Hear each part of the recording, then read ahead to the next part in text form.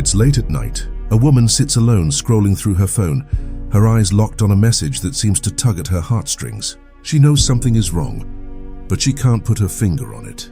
The words on the screen seem innocent enough, but why does she feel this sudden rush of anxiety? The man on the other side of the screen, charming and confident, doesn't seem to notice. Or does he? Emotional manipulation doesn't come with a warning. It's insidious, creeping into our lives unnoticed, often disguised as affection, care, or even love. But what if it's not? What if the affection is just a mask, a tool for control? The question is simple. Why do people fall for emotional manipulation without even knowing it? In this documentary, we'll explore this question, diving deep into the mind of one of history's most profound philosophers, Søren Kierkegaard. His ideas on self-deception, existential anxiety, and the complex relationship between identity and the other will serve as a map to understand how emotional manipulation functions, not just on the surface, but deep within the psychological structure of human relationships. By the end of this journey, we'll begin to see how emotional manipulation has always been with us, operating through invisible threads that bind us. It's time to pull those threads apart. The philosophy of manipulation. Kierkegaard's Søren Kierkegaard, the Danish philosopher, lived in a time of great societal upheaval, an age marked by the rise of modernity, but also by the existential crisis of the individual in a world that was no longer sure of its purpose. In his works, Kierkegaard explored the depths of human psychology and the dangers of living a life controlled by external forces. These forces, in a sense, are the invisible puppeteers that tug at our strings every day. But what if we are the ones who have unknowingly allowed them to pull us? Kierkegaard understood something fundamental about the human condition. We are deeply social beings, and yet we are also terrified of being consumed by society. We crave connection, but this craving comes with a price. It's a paradox that sits at the heart of emotional manipulation. We seek validation and meaning from others, and in doing so we lose sight of our true selves. In fact, Kierkegaard would argue that we become lost in the very thing we sought to fill our emptiness, the other. In his concept of self-deception, Kierkegaard suggests that we live in constant tension between who we are and who we present to the world. We wear masks, presenting only parts of ourselves that we think others will find acceptable. And in this process, we deceive not only those around us, but, more tragically, ourselves. We begin to believe the false narratives we create, narratives that validate our existence but are rooted in lies. These lies are what emotional manipulators feed on. They thrive on our need to be loved, admired, and accepted, even if it means sacrificing our authenticity. Emotional manipulation works precisely because it targets our greatest vulnerability, the fear of being unloved or unseen. Kierkegaard's concept of despair perfectly encapsulates this. In a moment of despair, when we feel disconnected from our true selves and desperately seek meaning, we are susceptible to external influences that promise to fill the void. The manipulator steps in at that moment of despair, offering love, validation, or a sense of worth, only for it to come with strings attached. The question then becomes, can we ever truly know ourselves if we are constantly living for the validation of the other? This idea of self-deception, combined with the fear of isolation, creates a fertile ground for emotional manipulation. The manipulator doesn't always use force or threats. They simply prey on our desire for connection, twisting it into a tool of control. What makes this even more dangerous is that we, the manipulated, rarely recognize the control. We've allowed ourselves to be deceived into thinking we're in control of the situation, when in fact, we are merely playing out a script written by someone else. Take, for instance, the dynamic of gaslighting, one of the most insidious forms of emotional manipulation. This is where a manipulator systematically undermines someone's perception of reality, making them question their thoughts, feelings, and even memories. It's a game of control, but one that is subtle enough to feel like a series of misunderstandings. Yet, as Kierkegaard would argue, this manipulation feeds directly into the despair of the individual. If we cannot trust our own perceptions, what are we left with but an empty shell of ourselves? The manipulator then becomes the architect of that emptiness, molding us into what they desire. Kierkegaard's concept of anxiety, that gnawing sense of dread and unease that comes with the realization that we are free to choose, but often unable to do so authentically, also plays a role here. The manipulator exploits this anxiety, offering what seems like certainty and direction. They promise to fill the void that existential freedom creates, but in truth, they offer nothing but another form of enslavement. At the heart of Kierkegaard's philosophy is the idea that we must confront the truth of who we are, our vulnerabilities, our fears, our desires, and from there, make choices that are authentic to our true selves. But emotional manipulation prevents this confrontation. It keeps us trapped in a cycle of needing validation from the outside, and as long as that need remains unmet, we remain vulnerable to manipulation. The other, the person or entity to whom we look for validation, becomes both the mirror and the manipulator. This dynamic is not limited to romantic relationships. It's everywhere: social media influencers, political leaders, advertisers. These figures use emotional manipulation to control the narrative, to make us feel that without them, we are incomplete. They offer us a version of ourselves that we believe we can never achieve on our own, and in doing so, they chain us to their narrative. Kierkegaard would argue that in seeking this external validation, we give up our true identity, replacing it with a version that is constructed by forces outside of our control. But there is a way out. Kierkegaard believed that only by confronting the reality of our isolation, our anxiety, and our desires, can we begin to live authentically. The answer isn't to shun relationships or society, but to engage with them on our own terms, with full awareness of our vulnerabilities and our autonomy. It's only then that we can begin to break free from the grip of emotional manipulation. In the next section, we'll explore the historical roots of emotional manipulation, showing that these dynamics are not new but have been with us for centuries. The puppeteers may have changed, but the strings are the same. The world has always been filled with forces that seek to control us, whether they are political, religious, or personal. As we move forward, we will explore how emotional manipulation has been used as a tool throughout history, from the rulers of the past to the media of today. These forces have shaped our world, and in many ways, they continue to shape us. Psychological mechanisms behind emotional manipulation. You're overreacting. You're too sensitive. That never happened. These phrases, simple, seemingly innocent, are some of the most dangerous words in the manipulator's arsenal. They don't just distort the truth. They warp reality itself, making the victim doubt their own perceptions, their own sanity. And in that doubt, the manipulator gains control. Emotional manipulation thrives on the inherent vulnerabilities of the human psyche. The mind is not always a rational machine. It's a complex web of emotions, beliefs, and cognitive shortcuts. In this section, we will explore the psychological mechanisms that make people, particularly those who are emotionally vulnerable, susceptible to manipulation. These mechanisms, cognitive biases, cognitive dissonance, gaslighting, and emotional dependency, are the mental tools that manipulators exploit to control and distort reality, all while remaining hidden in plain sight. Cognitive biases and cognitive dissonance, the mental shortcuts that lead to manipulation. Our brains, designed to help us navigate an overwhelmingly complex world, often rely on cognitive shortcuts, known as cognitive biases, to make quick decisions. These biases help us make sense of our environment and preserve our energy. But they can also lead us down dangerous paths, especially when it comes to emotional manipulation. One of the most common cognitive biases exploited in manipulation is the confirmation bias.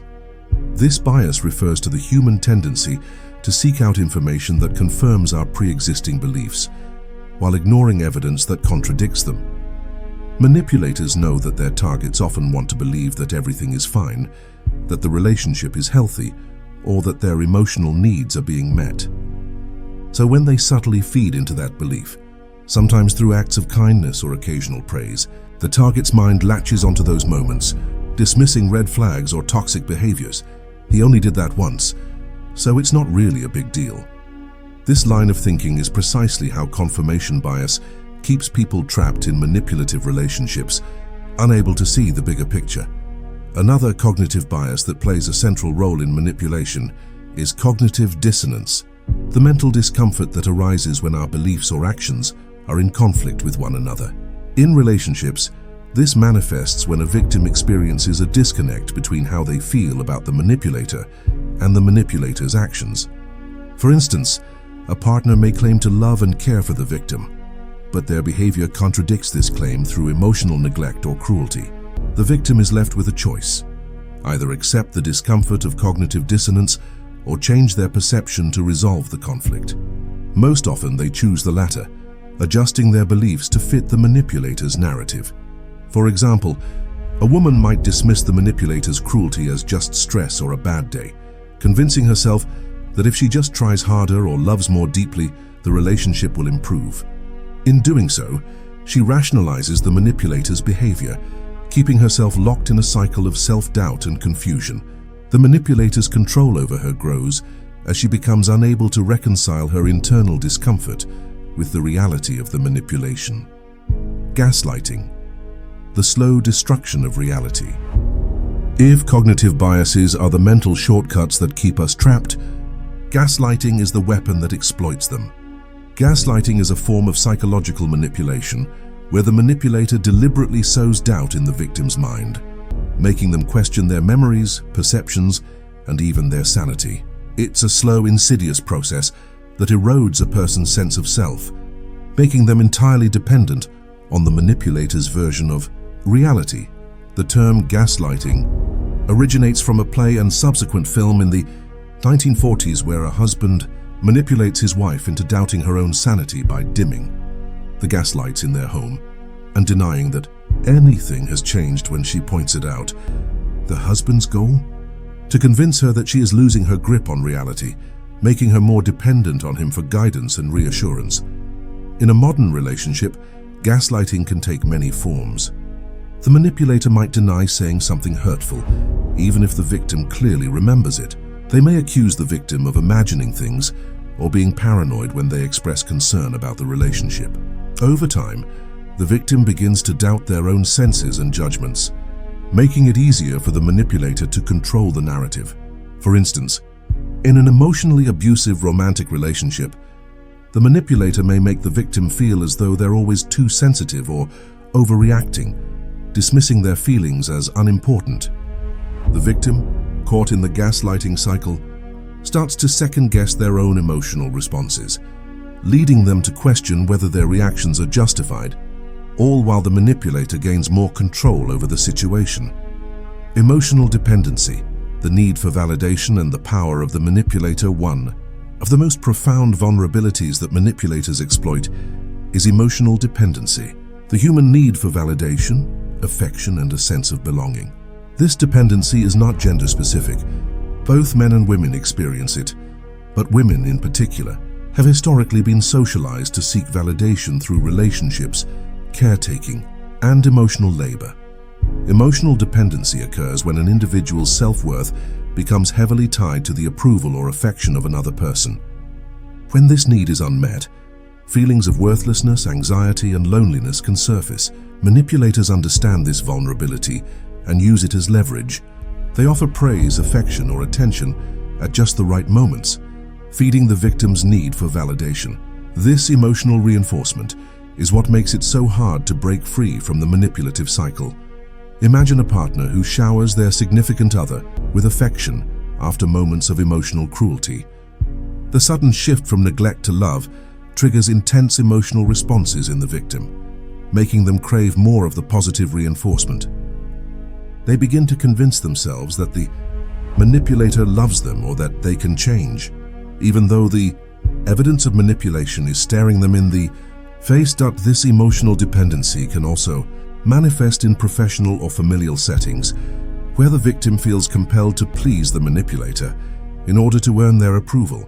The manipulator, seeing this dependency, tightens their grip, offering just enough positive reinforcement to keep the cycle of manipulation going. The victim remains caught in a loop of trying harder, feeling desperate for approval, and remaining emotionally bound to the manipulator. How these mechanisms enable manipulators to control their targets. These psychological mechanisms, cognitive biases, cognitive dissonance, gaslighting, and emotional dependency, work together in a highly effective and destructive way. They trap the victim in a constant state of confusion and self-doubt, eroding their sense of reality and their ability to trust themselves. By exploiting these vulnerabilities, manipulators can maintain control over their targets, manipulating their emotions and behaviors without ever needing to use overt force or threats.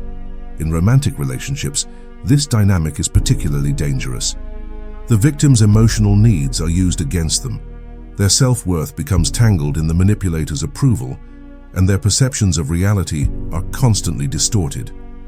The manipulator, meanwhile, gains power, not through brute force but through the subtle, relentless manipulation of their target's emotions. But the most disturbing aspect of this manipulation is that it doesn't feel like manipulation to the victim.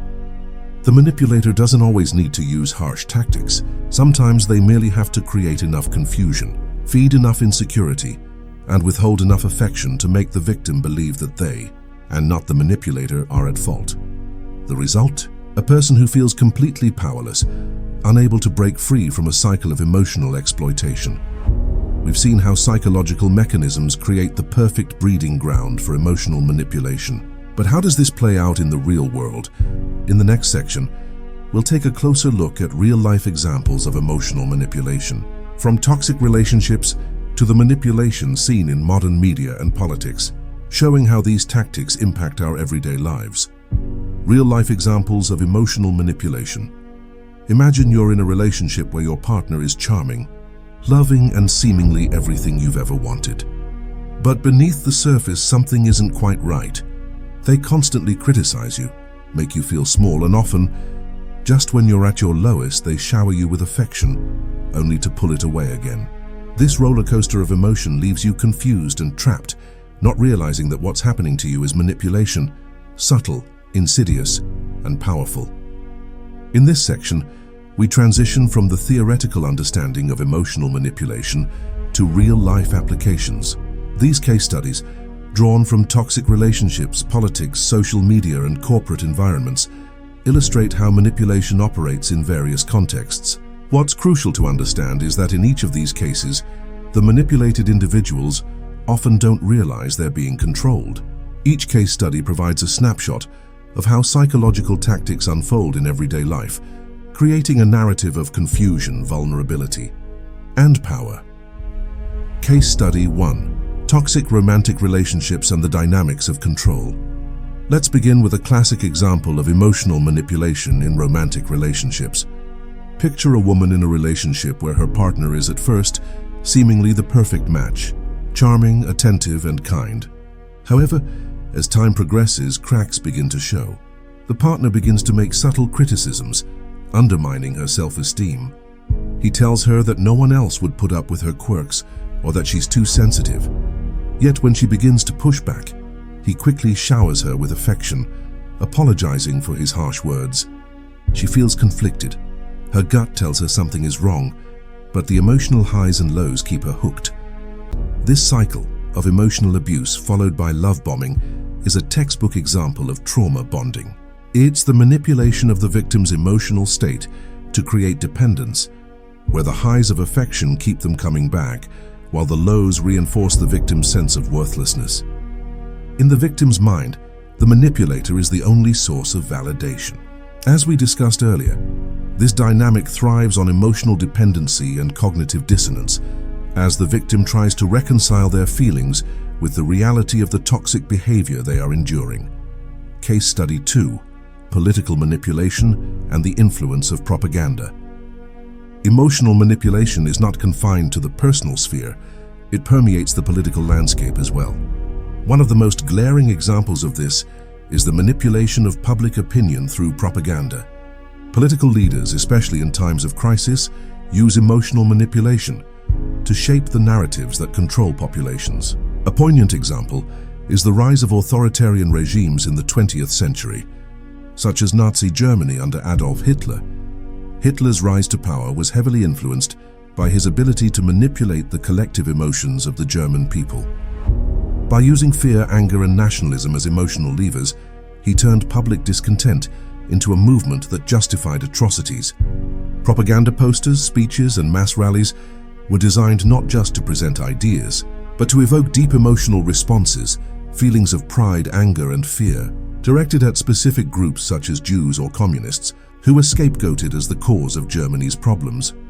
What's insidious about this manipulation is how it exploits collective emotions like fear and identity. Propaganda works by hijacking cognitive biases like in-group favoritism, the tendency to favor one's own group, and out-group hostility, the tendency to view outsiders as enemies, manipulating the public into an us versus them mentality. The citizens, emotionally charged and terrified of losing their status, become complicit in the cycle of manipulation, leading to catastrophic consequences. Case Study 3: Social Media Influencers and the Power of Validation. In the 21st century, the rise of social media influencers has introduced a new dimension to emotional manipulation. These influencers wield enormous power over their followers by curating an idealized image of their lives. Social media platforms, such as Instagram, TikTok, and YouTube, allow influencers to craft a persona that is designed to captivate and emotionally engage their audience. At first glance, these influencers might seem like they are simply sharing their experiences, but the truth is much more complex. They thrive on the emotional validation they receive from their followers. The like button, the comments, the shares, they all serve as immediate feedback that reinforces the influencer's sense of self-worth. But it's not just about them. The manipulation happens when they encourage their followers to seek the same external validation. For example, an influencer might post a picture with the caption, "I feel so confident today. Thanks to all of you for supporting me," subtly implying that her confidence and self-worth are tied to the validation she receives. Her followers, many of whom are struggling with their own sense of self, may begin to feel that their self-esteem too must come from external sources. The emotional dependency created by these influencers isn't always overt, but it's extremely effective. Followers are left chasing an ideal that is not only unrealistic, but emotionally exhausting. Case Study 4: Corporate Control. Through emotional manipulation, the corporate world, too, is rife with emotional manipulation. The most powerful companies in the world understand that to sell a product, they must first sell an emotion. Whether it's the image of a perfect family, the promise of success, or the allure of luxury, corporations know that emotion drives purchasing decisions. But it goes beyond just selling a product. It's about creating emotional attachments to brands. Consider Apple, for example. The company has mastered the art of emotional branding. Apple doesn't just sell you a phone, it sells you an experience, a lifestyle, an identity. The sleek design of the product, the minimalist aesthetic, and the way Apple positions itself as a rebellious brand that challenges the establishment all play on deep emotional triggers. By aligning themselves with values of innovation, creativity, and freedom, Apple creates an emotional bond with its customers, making them feel as if owning an Apple product is not just a choice, but a statement of who they are. This emotional manipulation is often subtle, operating through advertisements, social proof, seeing others with Apple products, and a sense of exclusivity. The result? Consumers become emotionally invested in the brand, and their purchases are no longer driven purely by utility, but by a deep emotional connection that can be exploited by the corporation. In many ways, these companies manipulate not just our wallets, but our identities and emotions, from toxic relationships to political propaganda, from social media influencers to corporate branding. Emotional manipulation is woven into the very fabric of our lives. It's subtle, it's pervasive, and it's often invisible to those who fall victim to it. But the question remains, how can we recognize these manipulations, and more importantly, how can we break free from them? In the next section, we'll explore the psychological tools and strategies that can help us protect ourselves from emotional manipulation and take back control of our lives and relationships. How emotional manipulation affects women. Differently from a young age, girls are often taught to be nurturing, to be emotionally attuned to the needs of others, and to maintain harmonious relationships. They are praised for being good listeners, caregivers, and empathetic. These qualities, values that are often idealized in women, are not inherently negative. However, they also create an environment where women are more vulnerable to emotional manipulation. For women, emotional manipulation doesn't just happen in romantic relationships. It is deeply embedded in societal expectations, historical gender roles, and cultural narratives. In this section, We'll explore why women are perhaps more susceptible to emotional manipulation than men. Drawing from feminist psychology, cultural analysis, and historical context, we will examine the gendered dimensions of emotional manipulation. By understanding the societal structures that shape women's lives, we can better see how these structures leave women particularly vulnerable to exploitation by manipulative forces. Gender roles and emotional manipulation. Why women are targeted. More. Women, historically and psychologically, have been socialized into gender roles that emphasize emotional intelligence, relational care, and the importance of nurturing others. These roles are deeply ingrained in how women are raised, what society expects from them, and how they view their own worth. Women are often taught that their value lies in how well they manage relationships and care for others, whether that's as a daughter, a wife, a mother, or a friend. This emotional labor, constantly being attuned to the needs of others, managing emotional climates and smoothing over conflicts, places women in a position where they are emotionally available, perhaps more so than men. Manipulators, whether in personal, professional, or social contexts, understand this vulnerability and take advantage of it. Women's emotional sensitivity and tendency to care for others make them prime targets for manipulation, as they often prioritize the emotional well-being of others over their own. In romantic relationships, this dynamic plays out in the form of emotional blackmail or gaslighting, where women feel responsible for maintaining peace and resolving conflict, even at the expense of their own needs. The societal expectation that women should fix things and prioritize others' feelings makes them more susceptible to emotional exploitation. This is compounded by the idea that a woman's worth is tied to her ability to nurture and care for others, which is often distorted by manipulators. The power of awareness and the road to freedom. Awareness is the first step toward liberation. As we've journeyed through the complexities of emotional manipulation, it becomes clear that the true power lies not in resistance to external forces, but in our ability to recognize them and make conscious choices. The tools of emotional manipulation, whether through gaslighting, guilt-tripping, or subtle coercion, thrive in the shadows of ignorance. But when we bring these tactics into the light of self-awareness, their power begins to dissipate.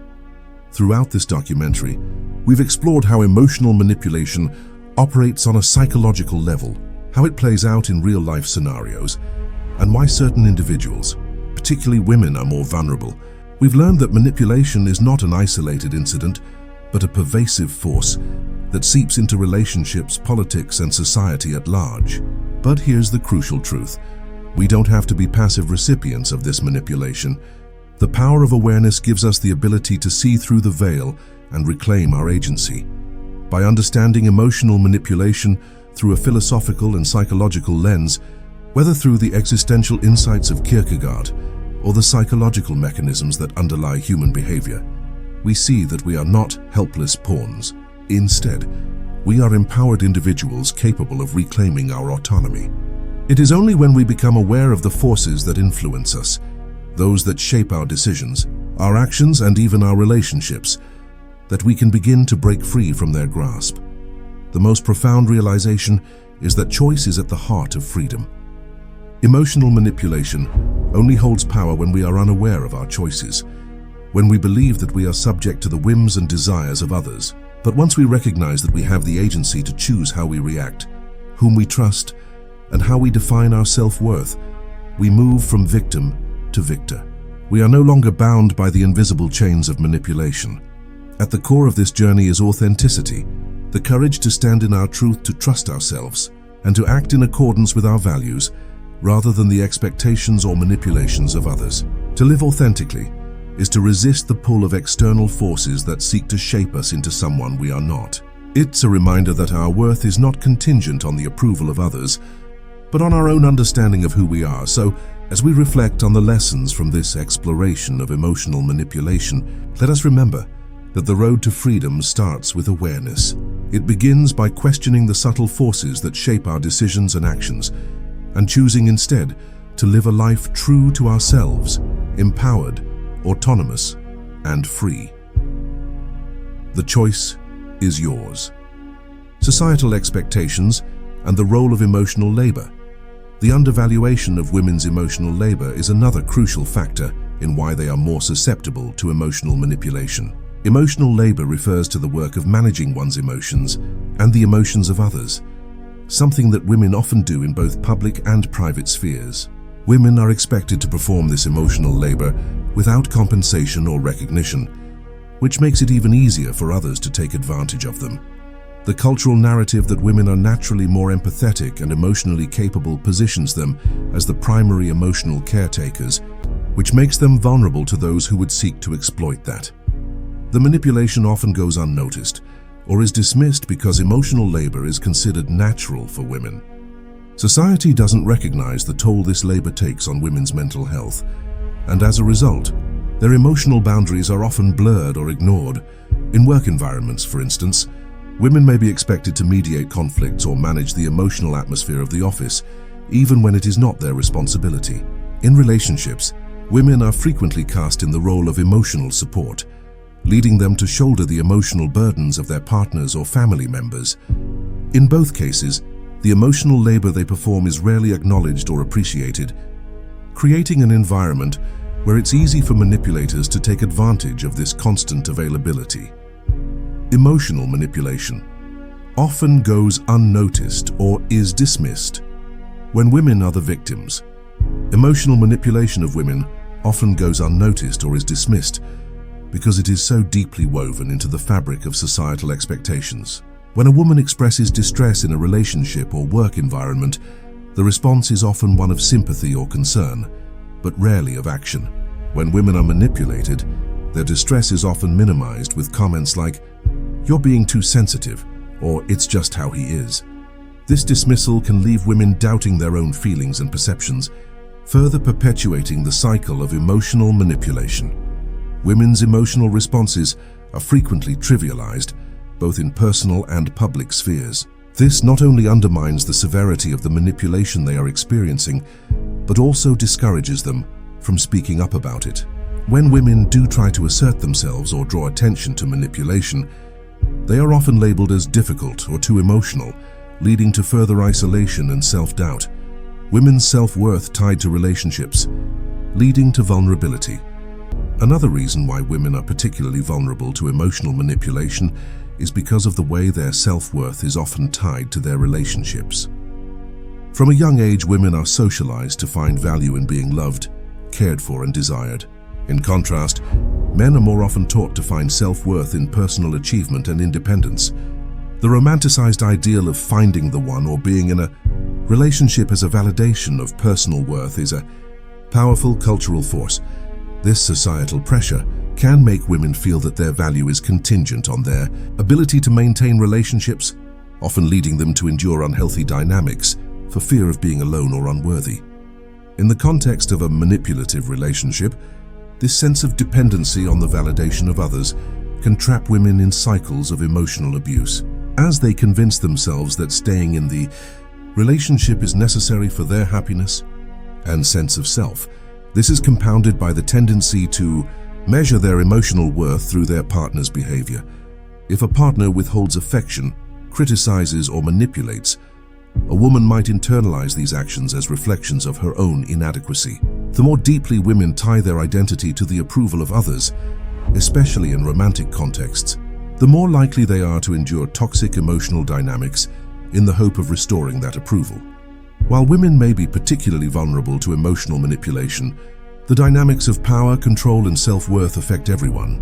So how can individuals recognize the subtle signs of emotional manipulation and break free from these cycles? In the next section, we'll explore strategies for reclaiming self-worth and setting boundaries, enabling people to protect themselves from emotional exploitation. Breaking free: how to recognize and resist emotional manipulation. Recognizing that you're being emotionally manipulated can be one of the hardest realizations to come to. It's often followed by a rush of guilt, confusion, and even self-blame. But once you can identify the manipulation, you can take the necessary steps to reclaim your emotional autonomy and rebuild your sense of self-worth. In this section, we'll explore practical tools and strategies to help you break free from the grips of emotional manipulation and protect yourself moving forward. How to recognize the signs of emotional manipulation. The first step in resisting emotional manipulation is recognizing the signs. Emotional manipulators often operate in subtle ways, making their actions difficult to detect until it's too late. However, there are common red flags to watch for. Gaslighting. If someone constantly makes you doubt your perceptions, memories, or feelings, this is a key sign of manipulation. Excessive guilt tripping. Manipulators will often make you feel guilty for expressing your needs, desires, or emotions. Love bombing and withdrawal. The sudden shifts between excessive affection and emotional withdrawal are a tactic used to keep you off balance and dependent, blaming you for their emotions or actions. Manipulators will frequently place responsibility for their behavior on you, making you feel at fault for their unhappiness or actions. Being aware of these patterns is the first step toward breaking free. If you notice any of these behaviors in your relationships, it's crucial to take a step back and assess whether the relationship is healthy or manipulative. Building emotional independence and self-awareness. Emotional independence is essential in resisting manipulation.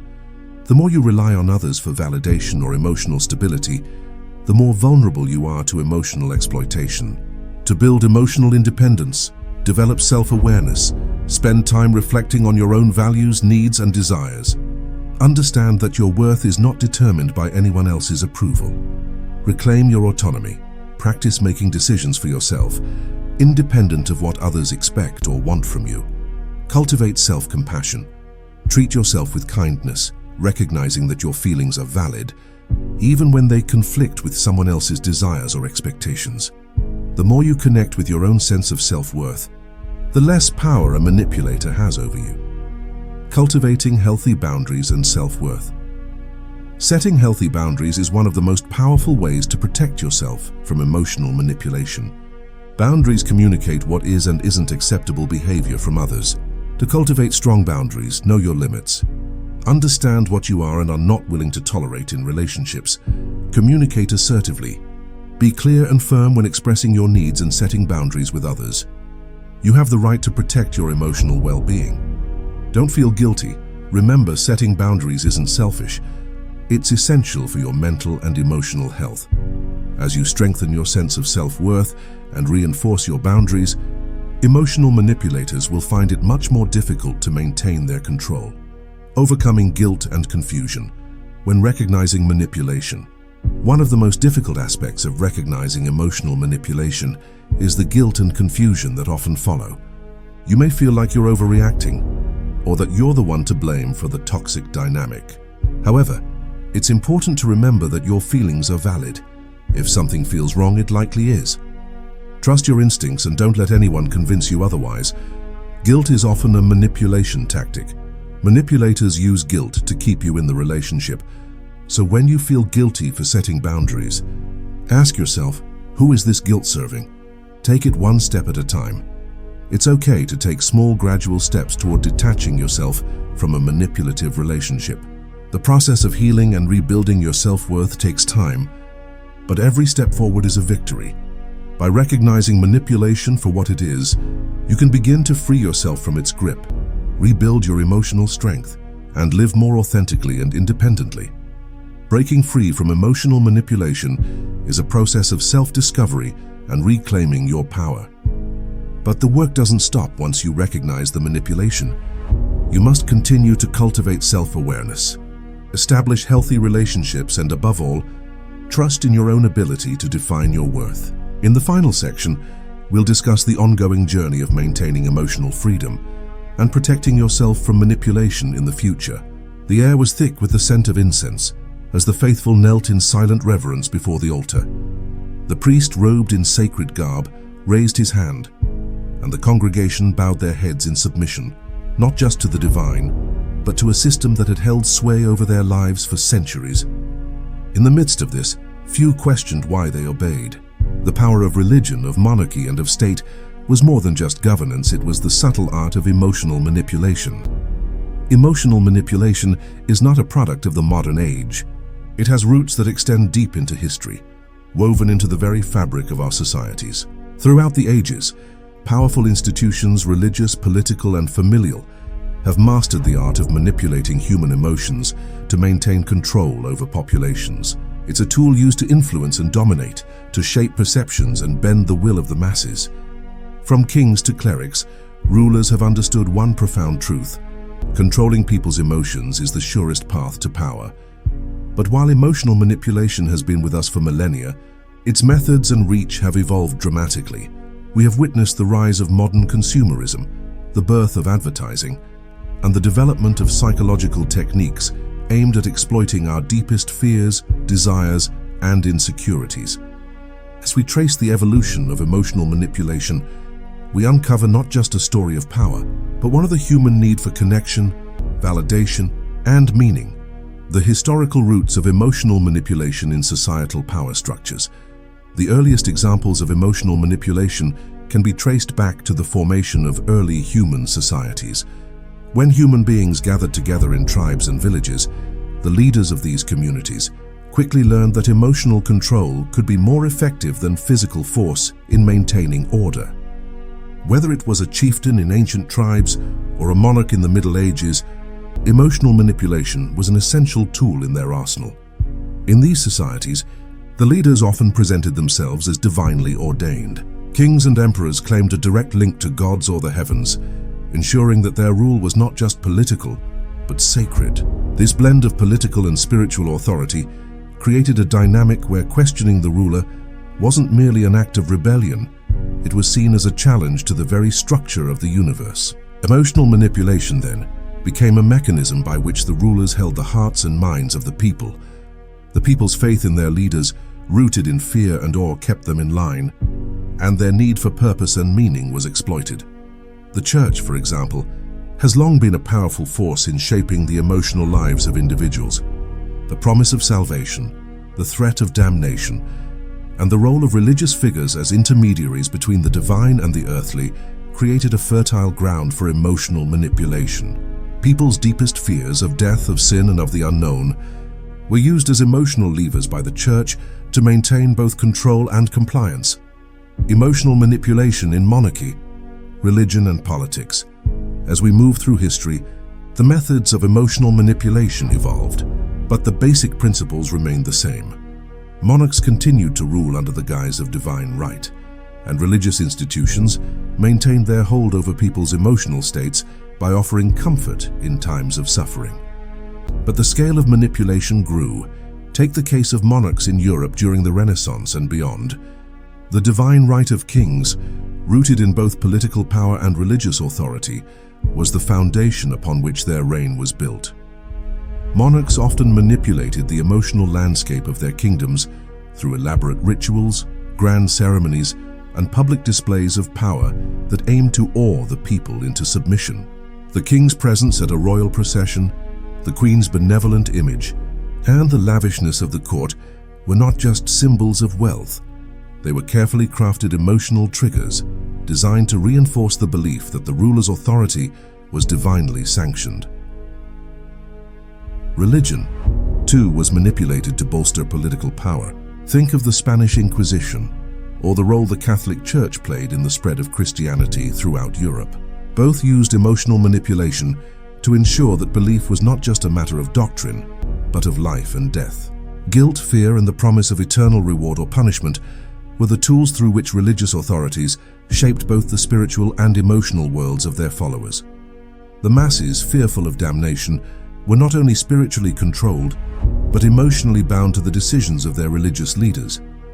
In the political sphere, emotional manipulation was often used to unite people under a common cause, whether that was loyalty to the nation, the fight for a certain ideology, or the protection of a political regime.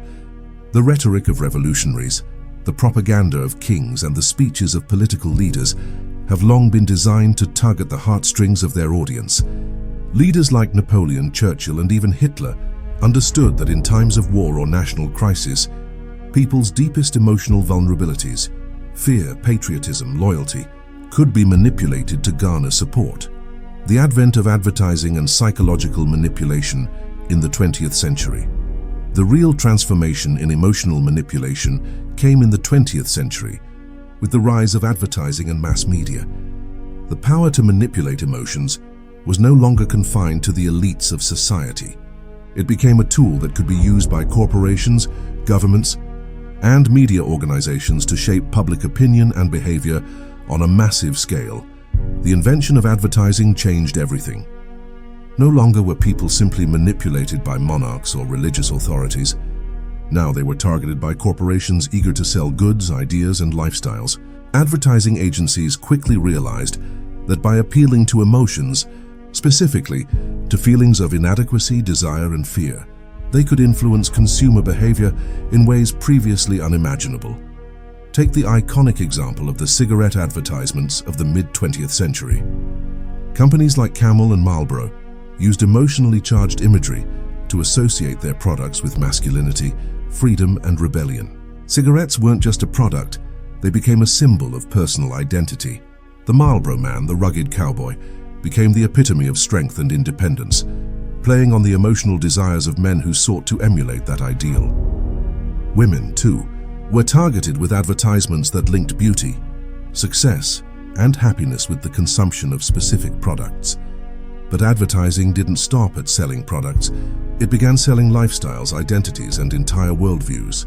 The emotional manipulation embedded in these ads was subtle, pervasive, and unrelenting. Brands tapped into the deepest recesses of human psychology, understanding that they could influence not only what people bought, but who they thought they were. The rise of psychology in the early 20th century further revolutionized the ways in which emotions could be manipulated. Figures like Sigmund Freud and his nephew Edward Bernays, who would go on to be known as the father of public relations, used psychological insights to shape marketing strategies. Bernays, for example, understood that the key to influencing people's emotions was not to tell them what to do, but to make them feel as if they were making the choice themselves. In his famous campaign for women's rights to smoke, he linked smoking to women's liberation and empowerment, effectively changing the cultural perception of cigarettes for an entire generation. Consumerism and the development of modern marketing as an emotional manipulation tool in the modern world. Emotional manipulation has become inextricably linked to consumerism. The rise of mass media, television, radio, and eventually the internet has provided an unprecedented platform for advertisers and corporations to reach and influence billions of people. Consumerism has created a culture in which people are made to feel incomplete, always seeking fulfillment through the next purchase, the next product, or the next experience. In today's world, emotional manipulation is omnipresent. Social media platforms, for example, are engineered to keep users engaged, emotionally invested, and constantly returning for more. Algorithms are designed not just to show you what you want to see, but to keep you hooked, amplifying your emotional reactions, whether those reactions are joy, anger, envy, or fear. The rise of influencers, the culture of likes and shares, the obsession with beauty and success, all of these are part of the ongoing emotional manipulation that has been embedded into modern life. Brands and corporations don't just sell products, they sell identities, lifestyles, and emotional fulfillment. And as the lines blur between reality and virtual reality, the stakes have never been higher. From kings to corporations, religious figures to social media influencers, the emotional manipulation of people has been a constant throughout history. But what happens when these tactics are used on a personal level? When manipulation isn't just a tool for societal control, but for controlling an individual's sense of self? In the next section, we'll delve into the psychological mechanisms behind emotional manipulation, exploring how these forces operate on an individual level, how they worm their way into the psyche, and alter our perceptions of reality.